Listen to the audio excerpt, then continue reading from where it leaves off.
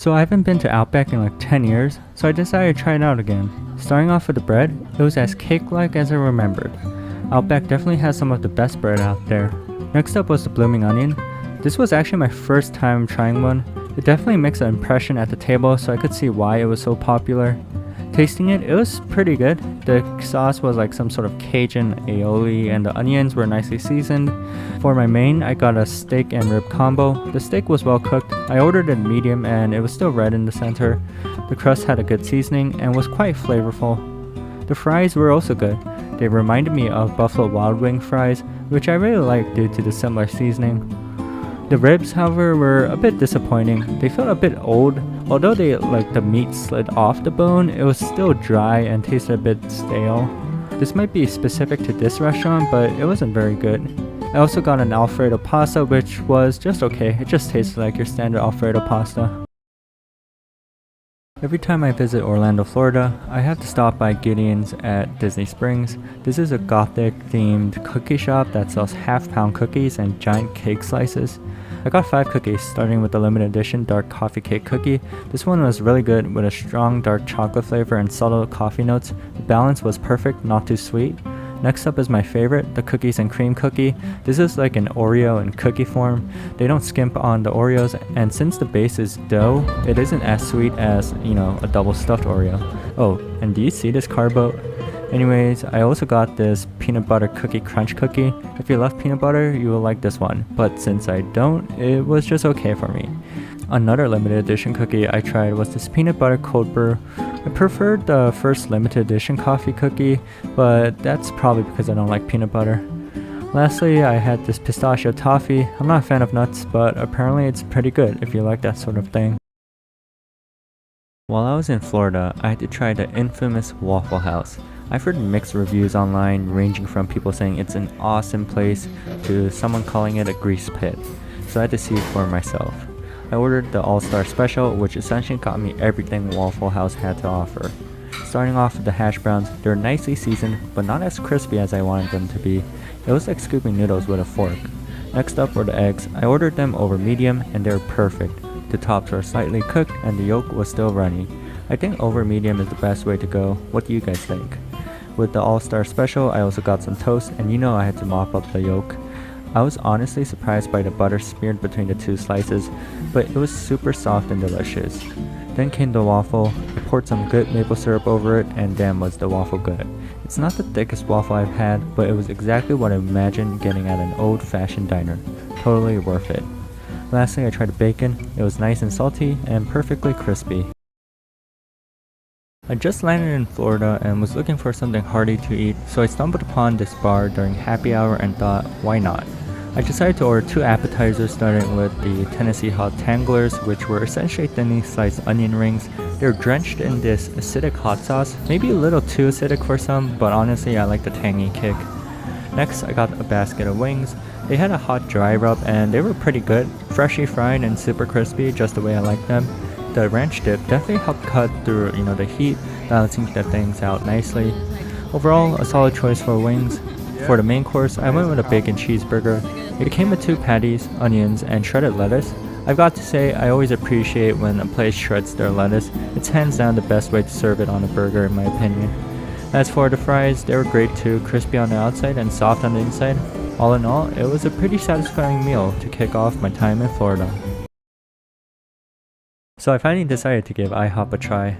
Honestly, I never been there before because I don't really eat breakfast, but I was pretty excited to check it out. I started off with what I would call diabetes on a plate, a stack of chocolate chip pancakes.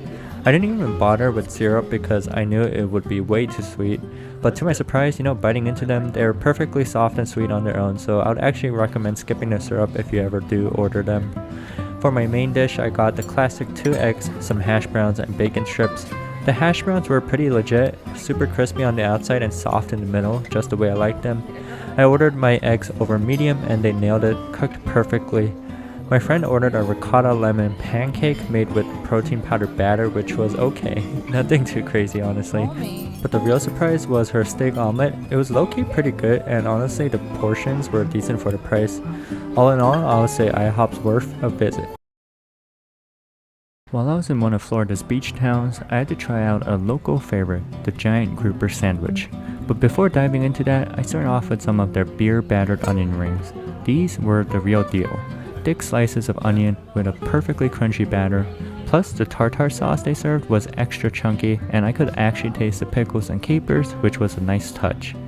Now onto the main event, the enormous grouper sandwich. It was probably bigger than my face and definitely larger than a Popeye's chicken sandwich.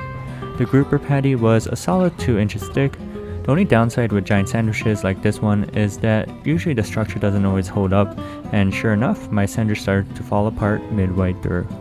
But despite that, the grouper itself was really good, nice and juicy with just a hint of the sea. Even though the sandwich fell apart, it was definitely worth trying. Also, their gumbo was pretty good as well. Would definitely recommend this place. The first thing I ate when I arrived at the Gulf Coast of Florida was the seafood mac and cheese and some fish and chips. I was starving after the 2-hour drive from Orlando, so I stopped at this point that looked pretty promising. The seafood mac and cheese came with some macaroni tossed in this garlicky Alfredo sauce with shrimp and scallops, and it was served with 2 crispy, perfectly seasoned toasts. Honestly, if they called it, a seafood Alfredo pasta, they probably could have charged double and no one would have complained. The only critique I have is that the scallops were a bit rubbery, probably because they were cooked in the sauce for too long. Now onto the fish and chips. Visually it looked stunning, and taste-wise it didn't disappoint as well. The batter was super crispy and the fish inside was steaming hot and juicy. The tartar sauce that came with it was also pretty good, adding just a nice little tang to the dish. As for the fries, they were really well seasoned.